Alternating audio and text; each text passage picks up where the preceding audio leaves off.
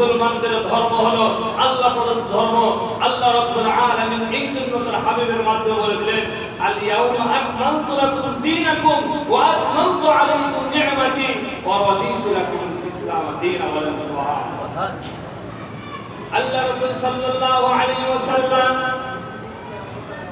লক্ষাধিক সাহাবায়ে কিরামদেরকে একত্রিত করলেন, ও আমার সাহাবারা, আল্লাহ রাব্বুল আলামিন তোমাদেরকে আজ পরিপূর্ণ হিসাবে দিনকে তোমাদের জন্য পরিপূর্ণ করে দিলে, বলেন সুবহানাল্লাহ।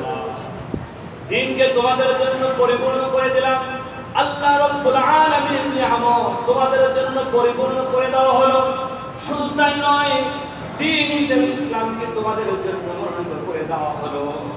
আমার রাসূল সাল্লাল্লাহু আলাইহি ওয়াসাল্লাম লক্ষাধিক সাহাবায়ে কেরামদেরকে নিয়ে বললেন, আলা হাল বাল্লাগতা, ও আমার সাহাবারা, আমি কি তোমাদের নিকটে দ্বীনকে পরিপূর্ণ রূপে পৌঁছে দিতে পেরেছি? বলেন সুবহানাল্লাহ। লক্ষাধিক সাহাবী সঙ্গে সঙ্গে বললেন, বালা ইয়া রাসূলুল্লাহ, অবশ্যই অবশ্যই আপনি দ্বীন পরিপূর্ণভাবে পৌঁছিয়ে দিয়েছেন। সাহাবায়ে কেরাম যখন সাক্ষী দিলেন, আল্লাহ রাসূল সাল্লাল্লাহু আলাইহি ওয়াসাল্লাম সঙ্গে সঙ্গে শাহাদাত আঙ্গুল উহুদের দিলে বললেন, আল্লাহুম্মা শাহাদ, আল্লাহুম্মা শাহাদ, আল্লাহুম্মা শাহাদ। একবার নয়, দুইবার নয়, তিনবার তিনি বললেন, আল্লাহ আপনি সাক্ষী থাকুন, আপনি সাক্ষী থাকুন, আপনি সাক্ষী থাকুন, আপনার দিনকে আমি পরিপূর্ণভাবে পৌঁছিয়ে দিয়েছি। বলেন সুবহানাল্লাহ। সুতরাং রাসূল পরিপূর্ণভাবে দ্বীনকে আমরা আপনার মাঝে পৌঁছিয়ে দিয়েছেন। ইসলাম কখনো অসম্পূর্ণ নয়। ইহুদি খ্রিস্টানদের থেকে কিছু শিক্ষা করে ইসলাম চলবে, মুসলমান চলবে, ঠিক কিনা বলেন?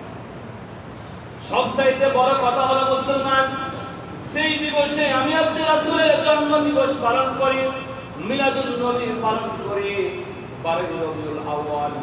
এই 12 রবিউল আউয়ালে রাসূল সাল্লাল্লাহু আলাইহি ওয়াসাল্লাম যে জন্মগ্রহণ করেছেন, এই নিয়ে ঐতিহাসিকদের মধ্যে মতামত রয়েছে। কেউ বলেছেন 9 তারিখে, কেউ বলেছেন 8 তারিখে, আবার কেউ বলেছেন 12 তারিখে।